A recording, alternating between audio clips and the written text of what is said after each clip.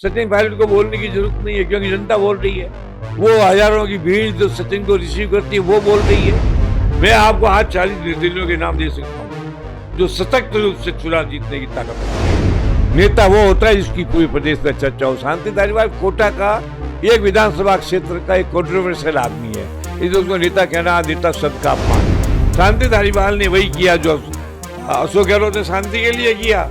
मैं तुझे बना दूंगा, इसने कहा मैं तुम्हें बना दूंगा, क्योंकि अशोक गहलोत ने कहा कि मैं ही अगला मुख्यमंत्री बनूंगा।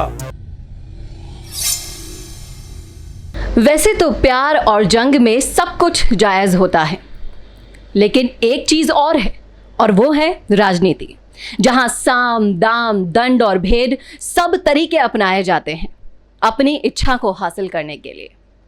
और इसी राजनीति में अगर हम राजस्थान की बात करें तो यहाँ जो कांग्रेस में गुटबाजी चल रही है, 2 गुट हो चुके हैं, सभी को पता है, और एक गुट दूसरे गुट के पीछे हाथ धो के पड़ा हुआ है, और एक वरिष्ठ नेता दूसरे वरिष्ठ नेता की इतनी निंदा करता है जिसकी कोई हद नहीं।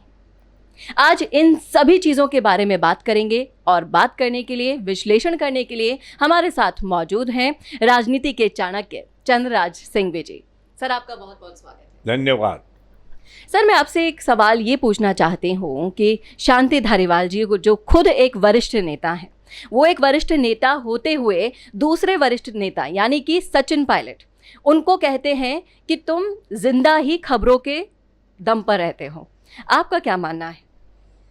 पहली बात तो मैं शांति धारीवाल को एक नियुक्त किया हुआ मंत्री मात्र मानता हूं, नेता मानता ही नहीं हूं। नेता वो होता है जिसकी पूरे प्रदेश में चर्चा हो। शांति धारीवाल कोटा का एक विधानसभा क्षेत्र का एक कंट्रोवर्शियल आदमी है, इसलिए उसको नेता कहना नेता शब्द का अपमान है। अब आपने कहा कि वो सचिन पायलट को कहते हैं जिंदा रहे, तो कौन नहीं करता है? मोदी जी के 8 करोड़ आदमी फेसबुक पर है, तो वो क्या जिंदा रहने के लिए नहीं है? तुम भी करो ना जिंदा रहने के लिए, तुम्हें मानता है क्या कोई?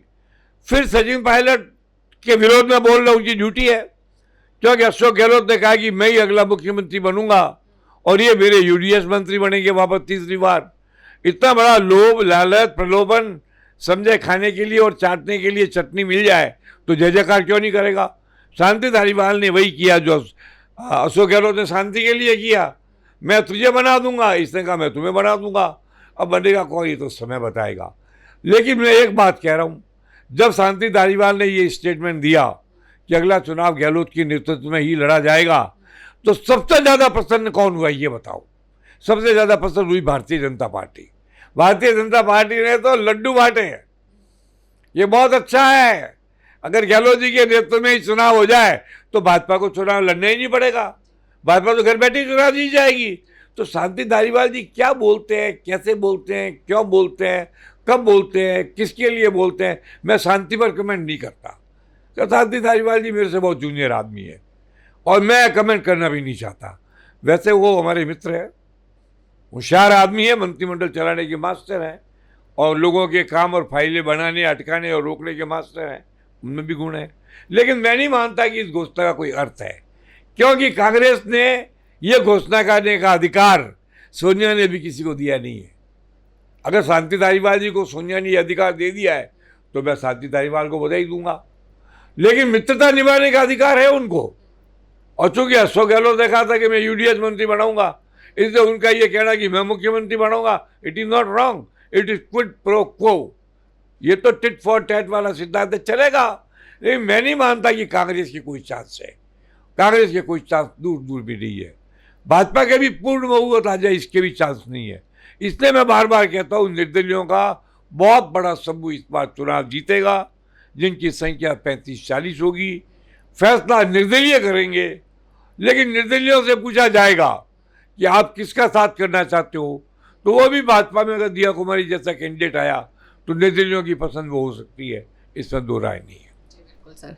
पर सर, एक बात ये बताइए कि आपको नहीं लगता कि जो मुख्यमंत्री जी की बौखलाहट है वो कई बार से सामने आ रही है, चाहे वो भाषण में हो, चाहे वो किसी भी टॉपिक को लेकर हो, लेकिन उनका जो मोहरा है वो कभी भी छोड़ने से पीछे नहीं, बाज नहीं आ रहे। और वैसे ही मोहरे के रूप में धारीवाल जी को भी अभी इस्तेमाल किया गया, जो दिल्ली तक संदेश पहुंचाने के लिए क्योंकि गहलोत जी तो कई बार बोल ही चुके हैं कि मैं मुख्यमंत्री बनूंगा, आगे आने वाले कई सालों तक उसी सीट पर वो रहना चाहते हैं। तो आपको क्या लगता है इस बारे में, आपकी क्या? देखो, हम लोग जोधपुर के दोनों रहने वाले हैं। अशोक गहलोत भी जोधपुर का, मैं भी जोधपुर का हूँ।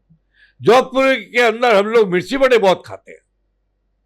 हमारा शौक है मिर्ची बड़ा खाने का, और जो मिर्ची बड़ा खाता है वो मिर्ची की तरह तेज हो जाता है। तो हो सकते हैं अशोक गहलोत, नथिंग रॉन्ग, बोलेंगे जोधपुर का असर है। लेकिन मुझे आप ही एक बात बताइए, मैं अशोक गहलोत पर कमेंट क्यों करूं? मैं अशोक गहलोत पर कमेंट नहीं करता। मैं 1958 से राजनीति में हूं, यह सब 78 के बाद की पैदावार है, मैं कमेंट नहीं करता। लेकिन अशोक गहलोत का आत्मविश्वास और शांति धारीवाल की तबकी बड़ी महत्वपूर्ण है। अब इसका जवाब तो सचिन पायलट दे, सोनिया गांधी दे। कई कांग्रेसियों ने विरोध कर दिया सचिन के स्टेटमेंट का कि नहीं, who are you, you are not authorize. मगर बिना ऑथोरिटी के भी लोग बोल देते हैं इसका तो आपके पास इलाज नहीं, इसका मेरे पास इलाज नहीं। और वैसे गहलोत अगर 2 बार बने हैं तो उनको भाग्य का प्रबल समर्थन है। कल को मान लीजिए सचिन के नेतृत्व में चुनाव हो और कांग्रेस फिर बहुमत में आ जाए, लेकिन सोनिया का मूड है, भाग्य जोर मारे जिसको वापस बढ़ा दे। ये हमारा आपका काम नहीं है। मैं अशोक गहलोत पर कभी कमेंट करता ही नहीं हूं। सर, इसके उलट अगर मैं आपसे सवाल पूछूं कि पायलट जो अपने बारे में इतना सब कुछ सुनते हैं, एक से बढ़कर एक कमेंट उनके बारे में किए जाते हैं, बार बार उनको निशाना बनाया जाता है, लेकिन फिर भी वो बेहद ही शांति प्रिय हैं, कोई जवाब नहीं देते, अपनी जो पार्टी की है वो इतनी इज्जत करते हैं, इतने ग्राउंड लेवल से जुड़े कार्यकर्ता हैं। तो आपको क्या लगता है कि पायलट के लिए क्या अभी भी आलाकमान कोई एक्शन नहीं लेगी? वो तो गीता में कहा, कर्म का फल, अगर उसका कर्म अच्छा है तो फल अच्छा आएगा। कर्म का फल तो मिलेगा, मगर उसका नहीं बोलना अच्छा है। वैसे भी गहलोत उम्र में ज्यादा है, सचिन पायलट को बोलने की जरूरत नहीं है, क्योंकि जनता बोल रही है। वो हजारों की भीड़ जो सचिन को रिसीव करती है वो बोल रही है, गंगापुर सिटी का स्वागत बोल रहा है। वो यात्रा में अगर आज निकल जाए तो 1 से शुरू करेगा, उसकी यात्रा खत्म होते होते 5 लाख आदमी पीछे होंगे। जिसके 5 लाख आदमी बोलने वाले हों उसके लिए ये कहा शांति धारीवाल की कहा जरूरत है? उसकी जरूरत नहीं है। अच्छा है, मगर मैं इस बात से खुश हूं कि शांति धारीवाल और इनके बोलने के बाद भी सचिन पायलट ने गहलोत जी के बारे में कभी गलत बात नहीं की। इसके लिए आई अप्रिशिएट, और करना भी नहीं चाहिए। आफ्टर अशोक गहलोत सीनियर आदमी तो है ही, पार्टी का काम कर रहे हैं, 2 बार मुख्यमंत्री रहे हैं, 3री बार की तैयारी चल रही है, 4थी बार की भी तैयारी चल रही है। तैयारी करना कोई गुनाह नहीं है। मगर मैं जानता हूं कि अगली सरकार, जैसे ये सरकार मेरे घर में बनाई अहमद पटेल ने, तो अगली सरकार भी इसी कमरे में बनेगी निर्दलियों की मदद से, और मैं निर्दलियों को एकीकृत कर दूंगा। मैं आपको आज 40 निर्दलियों के नाम दे सकता हूं जो सशक्त रूप से चुनाव जीतने की ताकत रखते हैं। अब भी दे सकता हूं इसी वक्त, मगर अभी मैं दूंगा तो ये लोग खरीदारी में लग जाएंगे जैसे पहले लगे। अगर आप कल्पना करोगे 11 और 6 17 आदमी पहले ही मिल जाते और कहते मिस्टर गहलोत हम तो 17 मंत्री बनेंगे, वरना तेरे को मदद नहीं करेंगे, तो क्या करते गहलोत जी? तो सरकार तो 17 ने बनाई है ना, या सोनिया ने बनाई है, तीसरे का तो रोल नहीं है। आप देखते जाइए आगे आगे होता है क्या होगा, बहुत कुछ होगा। बिल्कुल, ये लाइन आपने बिल्कुल सही कही कि देखते जाइए, होना होए जो क्या क्या होएगा।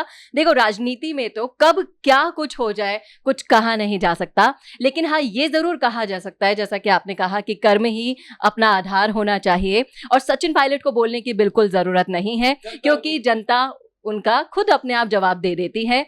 और यहाँ पर ऊंचे बोल बोलने के बाद जमीन पर किस तरह से पटका जाता है वो जनता को अच्छे से आता है, और जनता इसका जवाब जरूर देगी।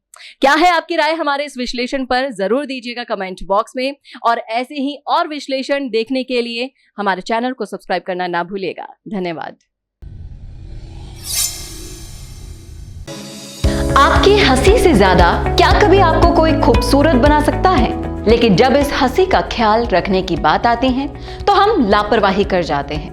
इसीलिए अपने दांतों का ख्याल रखिए, और उसके लिए राजस्थान की सबसे अनुभवी डेंटिस्ट डॉक्टर नीलम माहेश्वरी को YouTube पर फॉलो कीजिए। डॉक्टर नीलम माहेश्वरी के YouTube चैनल पर आपको मिलेंगे आपके दांतों का ख्याल रखने के लिए वो सारे टिप्स और जानकारी जिसको समझना आपके लिए बेहद जरूरी है। तो आज ही YouTube पर सब्सक्राइब और शेयर कीजिए डॉक्टर नीलम माहेश्वरी के चैनल को, क्योंकि आपके स्माइल का कोई भी विकल्प कभी हो नहीं सकता।